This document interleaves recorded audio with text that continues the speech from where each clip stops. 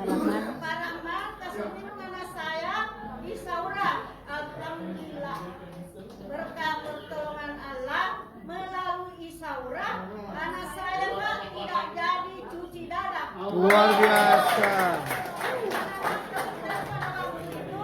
Kalau anaknya tidak dicuci darah, dijamin kematiannya 75%. Jadi sisa kehidupan anak saya itu 25%. Akhirnya saya kasih setetes karena susah air masuk juga, karena penyakitnya begitu parah. Akhirnya itu dipasang alat cuci darah di pundaknya selama 3 hari.